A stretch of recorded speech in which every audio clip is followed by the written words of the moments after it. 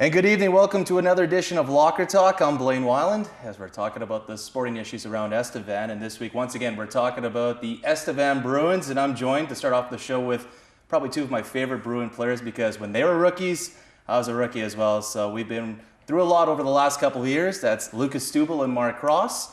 And I guess, guys, can you just start off talking about how much things have really changed since your guys' rookie season here? Well, there's been a lot of guys come through the dressing room since I've been here, that's for sure. And I guess everything's kind of changed. We've gone from kind of a playoff team to a last place team, and now we're battling in the top three in the South. Yeah, I'd have to say the same thing. Seen a lot of different players come through here, played on a lot of different teams. This year's probably, I'd have to say, by far the best team I've played on here. And, you know, you guys have, I don't want to knock on wood here, but you guys have been with the Bruins since the beginning of your guys' career. Does it make it any more special to be with, you know, one team throughout your junior careers? You know, because as we've seen last year, that really anybody could get traded. Phil Till, McPherson, Brennan, all were traded last year. After seeing those guys go, does it now, you know, entering your final year in your 20-year season, kind of make it special that you guys have been with the Bruins since day one?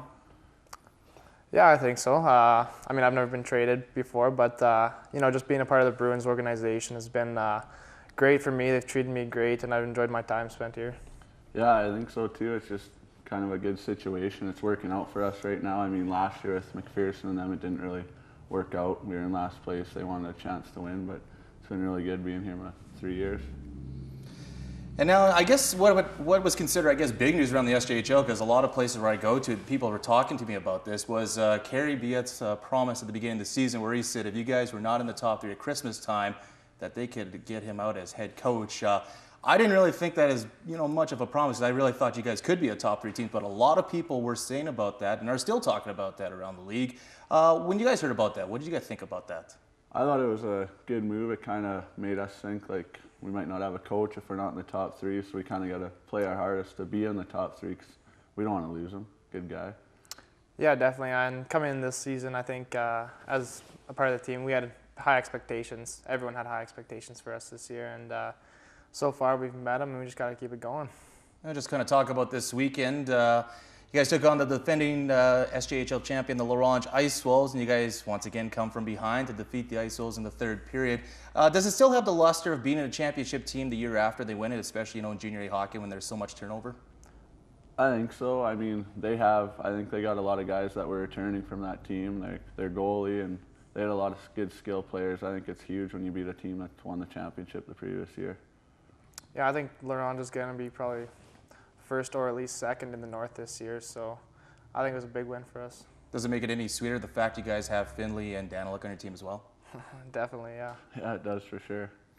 Now you guys are going to be heading out on the road a lot in the upcoming weeks. So far, a strong home record, 10-1, 1-1, but on the road 3-5. Well, it's still early and only 8 games in. I'm sure you guys want to improve on that mark, but what do you guys think you have to do better on the road and over the next few weeks? I think we just have to stay a bit more disciplined. I mean, power plays, when they're in their home rink, it's bigger, so it's harder for us to kill penalties. And we just have to be ready to go every night because it's such a hard place to play on the road and going from our rink to bigger rinks. Mm-hmm. Basically just consistency, I'd say. Just 60 full minutes every night. You're starting off with this road trip, Kindersley, Battleford, and Humboldt. Your guys' first multiple-day road trip. You guys are the last team in the league to actually go on a multiple-day road trip. Everyone else has been through at least one so far this season. Do you guys really enjoy, though, going on the road for these extended period of times and hitting the road with the boys for a few days? I enjoy it a lot because, you know, when you're around here, you get together with the boys, but when you're on the road, you're together all the time for the whole 3 days on the bus, in the hotel room. It's a really good time. Yeah, it's a good team building thing. All the boys get a lot tighter on road trips, and we have a lot of fun on them too, so it makes it that much better. And the only game that really matters for 4 points on this road trip is Kindersley, as they are the only Sherwood Conference team on the road trip coming up. Do you guys like the fact that you guys start off with Kindersley on the road trip as opposed to you maybe either sandwich it or else in the third game, in that third night of that road trip? I like that we start out on it. I mean, we're going to be coming off a long bus trip, but we'll all be fresh and we all know what's at stake. It's a divisional game and they're only a few points behind us, so we're going to have to be ready to go. Yeah, it's another one of those 4-point games, and I don't know, Kinder's got a good squad, but it gives us a chance to get it out of the way and space that gap out even more for us. Is Kindersley like would you guys say the toughest place to play, maybe even in the conference or even in the league? Because, you guys go there the extra time as opposed to the other northern teams. And, they're so far away. You do have always that long bus trip, or else you guys end up playing them 2 times in 3 nights. Is it really that tough a place to play in? It's a pretty tough place to play in. I'd honestly say Yorkton's the toughest in the south. I don't know what it is, but Yorkton is. But I don't know, Kindersley I wouldn't say is the toughest place, but it is with that long bus trip. Yeah, I'd agree with Stubes there. It's a long drive, but I don't mind playing in Kindersley. And you kind of touched on Yorkton. They are ahead of you guys in terms of points right now, but you go by winning percentage. You guys do have the better winning percentages. Is it kind of, almost an annoyance to the fact that you guys do have that better winning percentage, but you guys can't yet say, well, we're in first place. We are the top team in the conference right now? Yeah, definitely. It's something that we're chasing, and we want to be first place, but we just got to make good on these games in hand that we have on them and keep on winning, and hopefully we can catch them up pretty quick here. Yeah, if we win the games that we have in hand, we'll obviously catch them, but if we don't, we won't catch them. Are you guys kind of looking at Yorkton and yourselves as kind of the 2 teams that are going to eventually pull away from the pack? I think so, yeah. I mean, we got to watch out for Kindersley because they're kind of a up and down team every year since I've been here. But yeah, I think Yorkton and us will pull away. I hope we kind of take the ball and go with it. Talk about you guys' special teams units. Right now, in terms of power play, 18.9% on the power play, while on the PK, 77.6%. You guys are kind of caught in that logjam in between 5th and 10th in both of those stats. But is it fair to say that you guys think you guys can improve on those numbers? Yeah, you can always improve on those numbers. Those are huge. I mean, our penalty kill is getting way better. I think we've only given up 2 or 3 in the last couple of games. So you can always improve on your specialty teams. Yeah, and that's the best part. We're still winning hockey games, but if we can get those power play and penalty going that much more, it's how much better we're going to be. Do you guys think the power play numbers are going to start jumping up when you guys hit the road? Because, the Civic, as great of a home ice advantage it is, on the road you guys are going to have a lot more space to work with the power play. Yeah, hopefully. You got a lot more room out there as working it around and stuff. But, yeah, hopefully it works out that way for us. Yeah, I think it's going to come up on the road with more room, more time. Now, so far this season, you guys have scored 98 goals. 40 of them have come in the third period. What do you guys credit to the success of you guys' third period heroics? I just think everybody on our team steps up, and they know like we have to get the 2 points, and we just all step up in the third period, and we just get the job done. I'd have to agree with that, dude. Yeah. And I just want to ask you guys, and especially you, Cross, about your line cross with Smith and Anderson. Right now, just rolling, unbelievable right now. Maybe sound a little bit bashful here, but would you guys even go as far as to say that you guys are the top line in the league right now? I don't know about that. I think we're playing really well right now, and I don't know. Everyone on our line's going. We've been working really well together. Andy's been burying the puck like none other, so that's been good. And it's really easy playing with those 2. I don't know really much more to say about it. Well, Stubel, what do you think about those 3 guys? What do you think? What makes them so good? I think it's just that Anderson and Cross create so much room for Smith, and he's just in the right spot at the right time, and they can all find each other. They're all big bodies, and they create space for themselves. Now, the national rankings came out this week, CJHL. Last week, you guys were a top 20 mention, honorable mention. You guys didn't quite crack the top 20. Then the following week, you guys win 2 out of 3, including a win over LaRange, who did get an honorable mention. Yorkton got an honorable mention as well. You guys didn't make it to the honorable mention. Scratch your head about that one. Yeah, but does those things really even matter to you guys, especially now in November when really, you guys don't win championships in November or even get anything out of it in November? Yeah, it's nice to be mentioned in the top 20 in Canada, but we're only 20 games in, so how can they, really say who's top 20 first in Canada? Yeah, for me, it's no big deal. Humboldt was number 1, and we gave them a good clobbering, so it doesn't really make a difference to me. Is it almost like, it's good billboard material, especially with, like you said, Humboldt, that the fact they were number 1, it almost gives you guys something. You almost want the other teams to be in there because it gets you guys something to shoot for? Yeah, it gives us something to strive for, and when they're in there, we all step up. Against Humboldt, we beat them 9-4. They're number 1 team in Canada. Everybody knew we had to step up, otherwise they would have given us a good pounding. And you guys' next home games next Tuesday against Yorkton. After 3 games in Yorkton, how would you guys assess the head-to-head matchup with you guys so far this year? I don't know. They're a tough team to play. I think they're pretty balanced all the way through their group. I think our teams are pretty similar.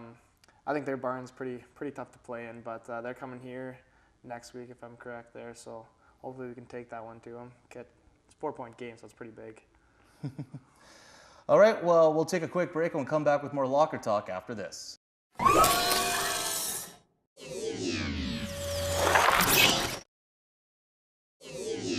And welcome back to more Locker Talk. I'm Blaine Weyland, along with Lucas Stubel. We're now joined by number 2, Josh Jelinski, one of the top rookies for the Bruins this season. I guess, Josh, maybe to start off with you, how do you find the adjustment to the SJHL so far this season? It's not too bad coming from AAA. I mean, I got pulled up for a game last year, and the biggest thing I noticed was that it was just faster and bigger guys. But I know I like playing the SJ. I don't know, it's not too much of a heavier schedule in AAA, but it's just faster, and I don't know, I like it a lot more. I had way more fun here playing SJ than AAA, that's for sure. And would you say, that one good, strong quality for yourself is that you really bring a spark to the team? Oh, yeah, I try to do that every team I play on. I mean, I'm not one to normally go out and get a whole bunch of points or anything. Just do what I can to help the team win, whether it be making a big hit or helping someone else that's having a rough game or whatever it may be. And I guess kind of a big event in the SJHL coming up in a couple weeks' time. It's the second return, the return of the showcase for the second year in Weyburn this year. The showcase features all the SJHL teams playing off against each other. Each have 2 games. It's a really drawing pool for all the scouts, and especially for the U.S. colleges to come up and watch all the SJHL teams in a couple of weeks, or in one weekend. But is it kind of a big deal to have, all those scouts in the stands for a couple games? Do you guys kind of get extra jacked up when you know that you got scouts watching you?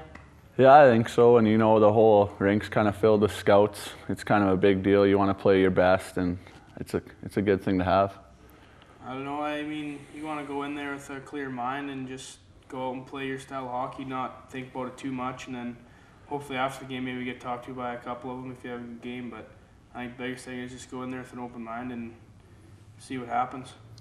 And I guess, Lucas, I can ask you specifically this question since you were with the team last year. But last year, the Bruins kind of had a poor scheduling in terms of the showcase. They had a Friday afternoon game, I believe at 5:30. Then they played against Saturday at 2 o'clock. This year, the Bruins play 2 o'clock Friday afternoon against Melville. Then they play the final game against Weyburn Sunday night at 7:30. So would you say, obviously, that much better scheduling this year? Yeah, we have a way better schedule, and I mean, it's in Weyburn, so it's pretty much like a home game for us. It's only 45 minutes up the road. We'll be able to sleep in our own beds at night, and I mean, most of our fans will make that trip to come watch, so it'll be like we're just at home. Is that something, Josh, that you kind of like about the fact that, with a tough schedule with these playing 2 games in 3 nights, that the fact that it's in Weyburn, that the fact, like Lucas said, that you guys do get basically, it's almost like a home tournament for you guys? Yeah, I don't mind playing Weyburn. I mean, we have a tough time. Apparently we've had a tough time winning there in the past, but I played in Weyburn for a year myself and got to know the rink pretty good. So I like playing in that rink, and like Stube said, getting to sleep in your own bed. You don't really have to get out of your routine much to go play a hockey game. So yeah, it's pretty much like a home game. And we're just coming off the World Junior A Challenge that was this past week. That was in Pennington, BC. A couple of SJHLers were there. And they were also coached by Larry Wintoniak of the Kindersley Clippers. And it seems now, guys, that we're getting more of these international tournaments, more international play throughout all levels of hockey. Do you think that, that's something they might even want to do more of, is get more international play and get more Canadian teams, all the way down to, even the lower levels? Yeah, I don't know. I think it's a good thing to have it up at this higher level. I don't know about going all the way down to the lower level. I mean, guys strive to get to the junior ranks and stuff. They got the World Juniors, and now they have the World Junior A Challenge. I think this would be enough. I don't know. I think it's just, I mean, you want to have as much ice time as you can and get as good as you can, get much skill in you before the Junior A for your going for a gold medal. But I know there's got to be a spot where you got to cut it off. And I guess kind of moving along in terms of playoffs, every league kind of has a different format in terms of playoffs and how many teams make the playoffs. You look at the NHL, they have 16 out of 30 make the playoffs. The NFL, they have 12 out of 32 make the playoffs. 8 out of 30 teams in Major League Baseball, 6 out of 8 of the CFL. So obviously a wide variety of terms of teams making the postseason after the regular season, what do you guys think? Do you guys think that less teams should make the playoffs to make the regular season more meaningful, or do you guys think that the playoffs should have more meaning with more teams in there? I think the regular season should be meaningful, but I think the way the NHL does it with 8 teams in each conference kind of making it so there's 16 teams in the playoffs. I think you want to make the playoffs meaningful, so when you win that trophy at the end of it, it feels good and it's meaningful. Yeah, and I mean, you work so hard in a year, like in the MLB, there are only a couple teams make the playoffs out of so many, and like all those teams work so hard they have a good year and they still don't make the playoffs. I mean, I think if you're over 500, you should probably have a good shot at making the playoffs. So. And what do you think about in terms of the series length? Do you guys like the best of 7 format, or do you like kind of how baseball had in the first round the best of 5? Do you guys even like it even shorter, like the Survivor Series used to be best out of 3? Or you guys would even say, even if a Survivor Series format would say best of 1 game playoff, a sudden death playoff game is. What do you guys think is the best length for in terms of playoff games? Personally, I like the best of 7 because then you can. The 1 game, you have a bad night, you lose, you're out. But the best of 7, it's hard, it's grueling, and you feel good about yourself when you win it, and you got to keep on trucking through a long playoff series. I think best of 7 it shows the real team that is actually supposed to win the playoff round, because if whoever's conditioned the most and has worked the hardest should be the one that wins. And I guess, just kind of moving along in terms of hockey as well, the latest craze over the last couple of years, especially in the NHL, and it's even moved down to U.S. college. Now even the WHL is hosting some outdoor games. Spokane's having a game against Kootenay coming up in a couple of months. What do you guys think about the outdoor games? I like the outdoor game. I mean, when I was younger, I loved going to the outdoor rink. I mean, to play a regular season game in a big stadium like they do, it would be unreal.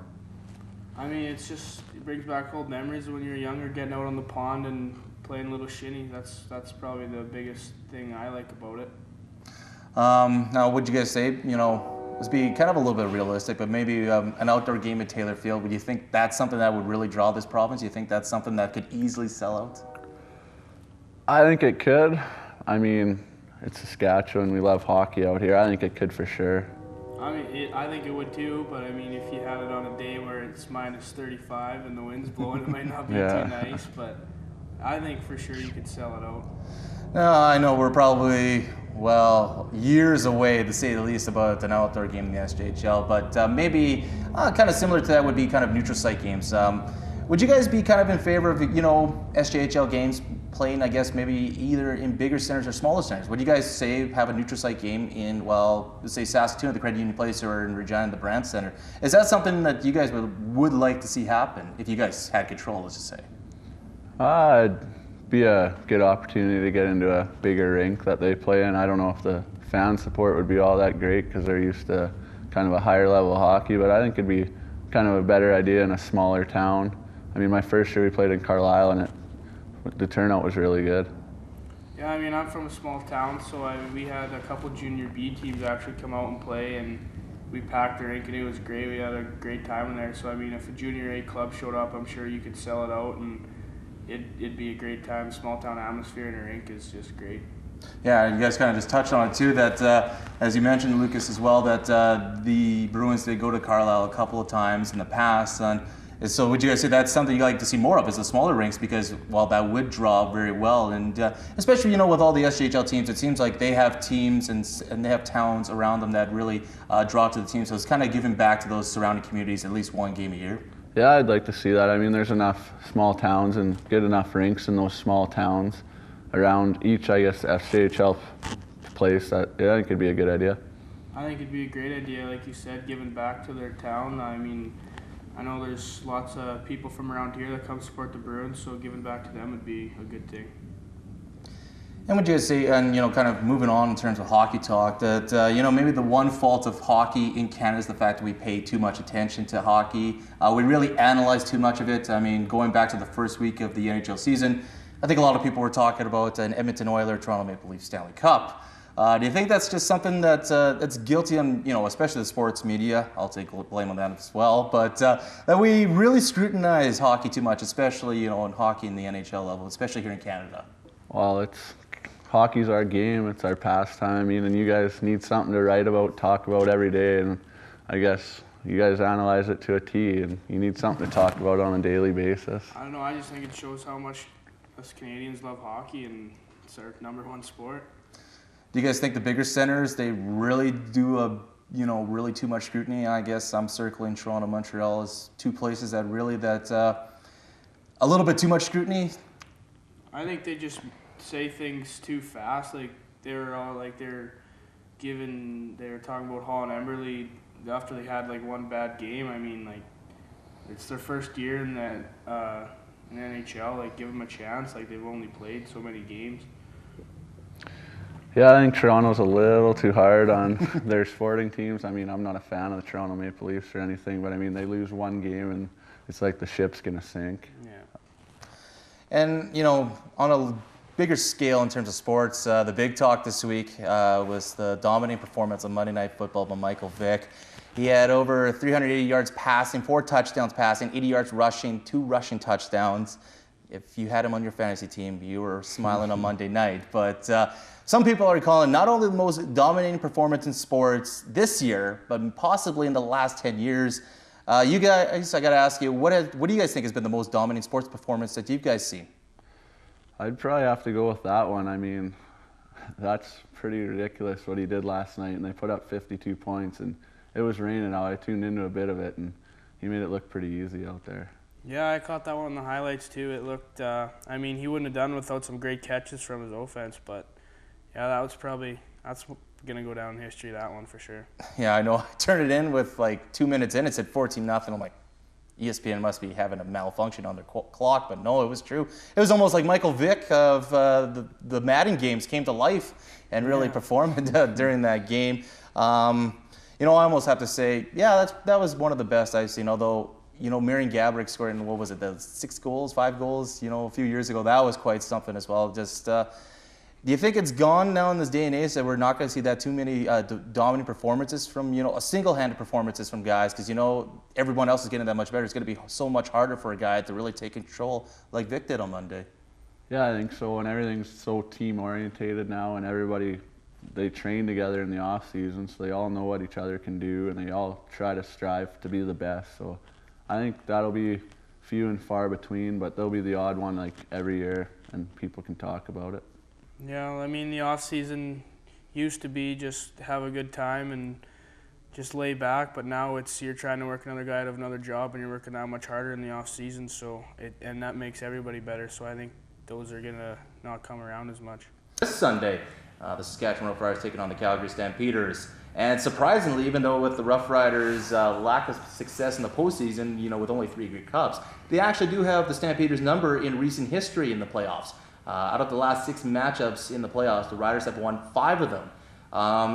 Do you guys think that really means much coming into the game on Sunday? I think it's huge. I mean, if I remember, they beat them in the West Final in McMahon Stadium, and they won the Grey Cup that year. And I mean, they go in there, and it's like a home game for them. There's so much green, and they get up for that game. I mean, Henry Burris is their quarterback, used to play here. He's not well liked here. I mean, I'd get up, I'd want to hit him, and they get up for games like that. Yeah, I'm sure the biggest thing is they were saying in the paper they want fans to show up there, and I'm sure the fans will answer that call. They love our Riders, so. Do you guys think this is the toughest game in terms of the season? Even, it's that one game before the final championship, and especially, even though the Riders will have a pretty good crowd out for Green Rough Rider fans at the game in Calgary, do you guys think that still that final game before you reach the championship is really the toughest one to win? I think so. I mean, the championship's obviously the toughest one, but you got to win this one before you can get to the championship. And Calgary is one of the best teams, if not the best team. I can't believe I'm saying that, but they're in first place. They only lost 4 games all year, and I mean, they're going to be ready to go just as much as the Riders. It's going to be a dogfight right to the end. Yeah, I'd have to say the same thing. This game is going to be, I think, will be tougher than the final. Just that's the way I've felt when I've been in a championship. So. Darian Durant had another big game on Sunday, over 300 yards passing, 3 touchdowns. But the big stat: no turnovers, no interceptions.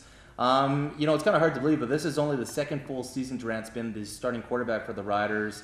And you consider him, if you compare him to Calvillo and Burris, he's a lot younger than those guys. Durant's only 27 years old. Do you guys like the fact that, that maybe finally Saskatchewan's got a quarterback to call their own and be a franchise quarterback, since they really haven't had one since back in the early 90s with Ken Austin? It's been almost 20 years, but is that a big, strong selling point for the Riders right now, as they got the quarterback position pretty solidified? I think so. They're not in and out, and they don't have a guy learning new offenses. And he's coming into his own. He's, I'd say, top 5 quarterback, top 3 quarterback in the CFL, and he's only, like you said, 27 years old, and it's going to be huge to have him in the future. Yeah, it's like you said, he's still young yet, and he's already proved himself in the league, so it'll be great to have him around. And probably the biggest difference from this year's Rough Riders team in the playoffs as opposed to the team last year is number 7, Weston Dressler. He was out of the postseason all of the last year. Even though the Riders are missing Rob Begg this playoffs, would you say that, having Dressler in there is just that much of an improvement for this team? It's way better. That's just an extra weapon they have on their receiving core. I mean, if they take Fantuz away or Getzlaff away, there's still 1 or 2 guys open that can catch a ball. And I mean, Claremont played unreal in the West semifinal, so those 4 going and all their young guys, everyone will step up. Yeah, Dressler, he's a big asset to them. I mean, he might be little, but he's strong and mighty. That guy, he take a hit, give a hit, but I like him, and I'm sure he'll prove a good part to the team. Isn't that quite something about Jason Claremont, though? He scored his first touchdown ever as a Saskatchewan Rough Rider, eliminating his old team against BC. And the way CFL works, that could be Jason Claremont's final game as a Saskatchewan Rough Rider, or even in the CFL period, especially with the fact you got to think about Jordan Cisco. He's on the Rough Riders practice roster right now. He's going to probably be challenging for a spot next season. So we'll just assume that, that was Claremont's final game as a Rough Rider in Regina. Would you say that he had the dream ending? I'd say so. I mean, he's right from Regina. I mean, hometown kid making the catch to put the hometown team into the Western final. See, that'd be a dream ending. Yeah, for sure. Given your catching that ball and knowing that might be your last game and winning in overtime versus your old team, can't get any better than that. Okay, let's go prediction time. Riders, Calgary on Sunday. Who's going to win? What's the score? The Riders are going to win, and I think it's going to be, I'm going to go with a low-scoring game. Defense is going to be huge, 24-17 Riders. I was going to say pretty much the same thing, 21-16 Riders. 38-34 Rough Riders. The old fences are going to run wild. All right, guys. Well, I guess we're out of time, but once again, I want to thank Lucas, Josh, and Mark for joining us here on Locker Talk. And, of course, you guys are always welcome back each and every week whenever you like. And that will do it for another edition of Locker Talk. I'm Blaine Weyland saying good night from Estevan.